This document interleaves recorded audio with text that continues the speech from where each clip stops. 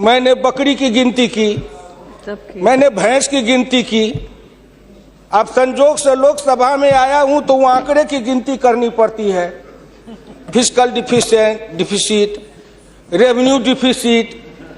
अब मेरे जैसा आदमी उसमें उलझ जाता है कि बकरी गिनूं कि भैंस गिनूं कि डिफिसिट गिनूं।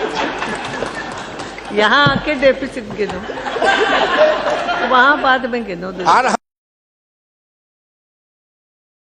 इसमें मेरे गांव की जो गरीब औरतें हैं, जो खेत में काम करती हैं, पसीना बहाती हैं, मिट्टी पानी में सड़ती हैं, उनके शरीर से बदबू निकलता है। जीवन में कभी एक बार भी उनको लक्स और कौन रेक्सोना साबुन, कौन ये लिपस्टिक पाउडर, ये छूने का देखने का अवसर नहीं मिलता है। क्या उसकी दुनिया को इन्होंने देखा था? मैं उन्हीं से पूछना चाहता हूं। अब तो बड़ी बड़ी बात करते हो, आगे दिन पीछे गए, गुरु से किया न है तब पछतावा होत क्या, चिड़िया चुग गई खेत।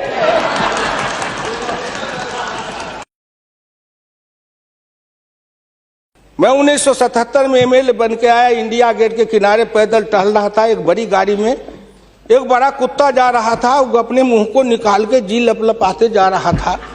मैं गांव का आदमी खड़ा होकर सोचने लगा, कुत्ता जरूर कुछ कह रहा है। मैं एमपी था, कभी दिल्ली देखा नहीं था।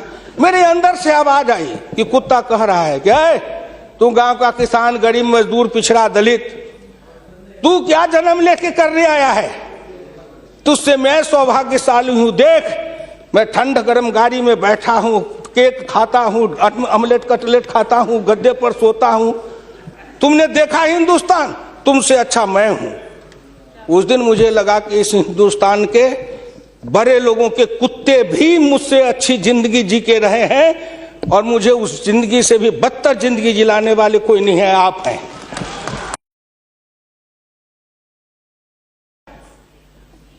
क्या हिंदुस्तान के पिछड़े और दलित समाज के लोगों ने अपराध किया था कि उसमें जन्म लिया?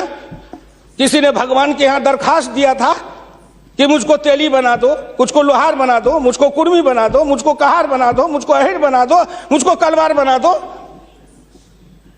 कोई दरखास्त देके तो नहीं आया। आज वित्त मंत्री जी को धन्यवाद देगा, प्रधानमंत्री को, कि उन्होंने बजट में कुछ ऐसी योजनाएं बनाई है जिससे हिंदुस्तान के जाति प्रथा के बंधन को ढीला करने का अवसर मिलेगा।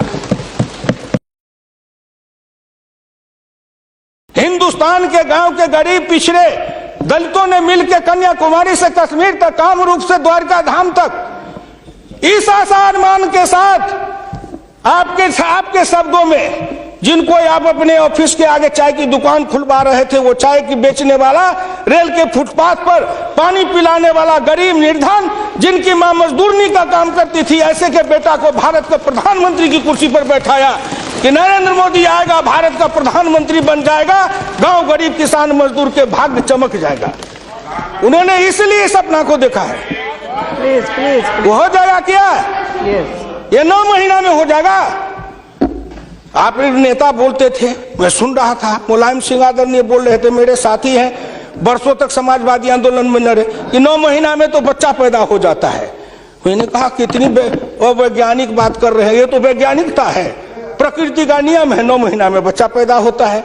लेकिन जो बच्चा पैदा होता है, क्या वो बच्चा 9 महीना में फिर बच्चा पैदा कर देगा क्या?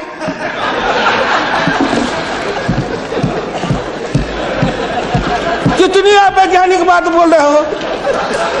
इस सरकार का 9 महीना हुआ, 10 महीना हुआ, सरकार पैदा हुई, अब क्या सोचते हो?